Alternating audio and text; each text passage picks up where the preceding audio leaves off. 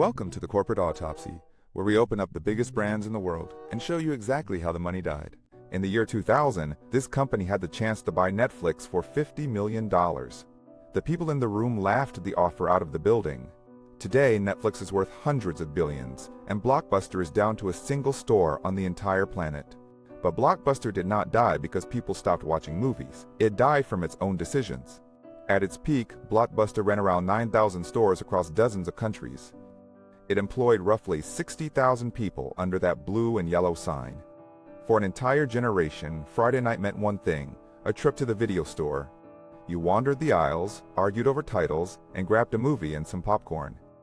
The glowing wall of new releases was a weekly ritual for millions of families.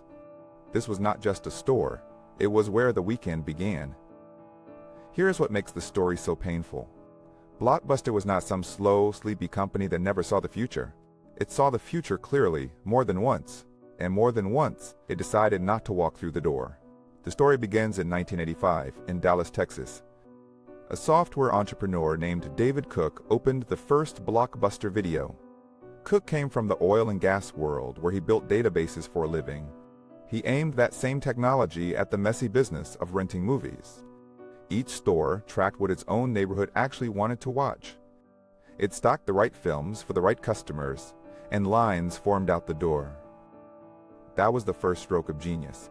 While rivals guessed, Blockbuster used data to stock its shelves. It understood its customers better than they understood themselves. And that edge attracted a very ambitious new owner. In 1987, the billionaire Wayne Huizenga took control of the company. He had already built a fortune in the waste hauling business. Huizenga poured money into expansion at a staggering pace. At its peak, Blockbuster was reportedly opening a new store roughly every 24 hours. The blue and yellow ticket stub logos spread across America and in the world. By the mid-1990s, it looked utterly unstoppable. But the empire had a secret engine, and it was not the movies. It was the late fee. Every day you kept a tape past its due date, the meter kept running. That single unloved charge quietly became one of the company's biggest sources of profit. By some estimates, late fees brought in around $800 million in a single year. At times, that was close to 16% of the company's entire revenue. Customers came to dread the little printed reminder at the counter. Returning a tape one day late could cost nearly as much as the rental itself. People loved the movies, but they resented the penalties. Blockbuster had built its profits on a fee its own customers hated. In 1994, the media giant Viacom bought Blockbuster for about $84 billion. On paper, the company had never been more powerful. It was the undisputed king of home entertainment. And kings, once they feel invincible, tend to stop listening.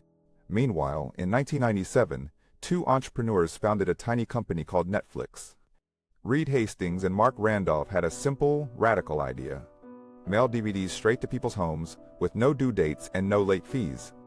For a flat monthly fee, you kept the movies as long as you liked. By 2000, Netflix was growing fast, but it was still small and losing money.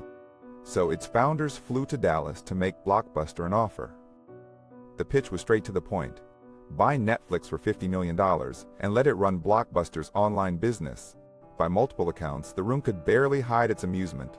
To the giant, this little .com looked like a rounding error, not a threat.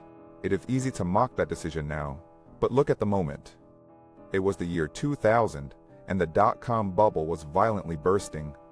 Internet companies were burning cash and collapsing almost every week.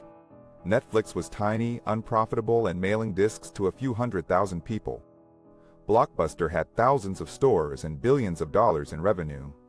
Saying no felt less like arrogance and more like common sense. But common sense can age badly. Within a few years, fast internet and mail-order DVDs were everywhere. Netflix was quietly taking the one thing Blockbuster took for granted: convenience. And to its credit, Blockbuster finally decided to fight back. In 2004, Blockbuster launched its own online DVD service. Then in 2005, the chief executive, John Antioco, did something bold. He moved to wipe out the hated late fees across the stores. In 2006, a program called Total Access let customers rent online and return in a store. It was genuinely clever, and customers responded. For a short window, Blockbuster was adding subscribers faster than Netflix. For one brief moment, the dinosaur was outrunning the comet. But saving the company was expensive. Ending late fees and funding the online push cost hundreds of millions of dollars, and not everyone in the boardroom was willing to pay that price. The activist investor Carl Icahn had taken a large stake in the company. He clashed openly with Antioco over strategy and executive pay. Icahn and his allies won seats on the board and gained real influence. The costly turnaround plan came under intense internal pressure. In 2007, Antioco negotiated his exit and left the company. The architect of the comeback was gone. His successor steered the company in the opposite direction. The new leadership pulled back on the online investment. And in 2007, the late fees quietly returned. Blockbuster had found the exit, then turned around and walked back inside. The reversal handed the future straight back to Netflix. While Blockbuster hesitated, streaming arrived and changed everything. Watching a movie no longer needed a car, a store, or a plastic disc. Debt from years of expansion and missteps piled up on the balance sheet. Stores that once felt essential began to sit empty on Friday nights. The weekly ritual was quietly moving on to the internet. By 2010, the math simply no longer worked. The company was carrying close to $1 billion in debt. The stores that once built the empire had become an anchor, dragging it under. In September 2010, Blockbuster filed for bankruptcy. In 2011, the satellite company Dish Network bought Blockbuster's remaining assets. The price was about $320 million, a fraction of its former worth. Dish tried a handful of ideas, but the decline could not be reversed. By 2014, the last company-owned Blockbuster stores were shut down for good. 60,000 jobs in a cultural institution faded into memory. The video store had officially become a piece of history. But the story is not quite over. In a single town, Bend, Oregon, one Blockbuster still refuses to close. It survives as a franchise, part store, and part museum. The last blue and yellow sign on the planet still glows every night. Tourists now travel across the country just to rent a movie there. They walk the same aisles their parents once walked, one last time. It is nostalgia, a photo opportunity, and a quiet memorial all at once. A single survivor of an empire that once spanned the globe. Proof that even giants can leave just one last footprint behind. And a reminder of how fast an untouchable company can fall. So who really killed Blockbuster? Let us be honest about the whole autopsy.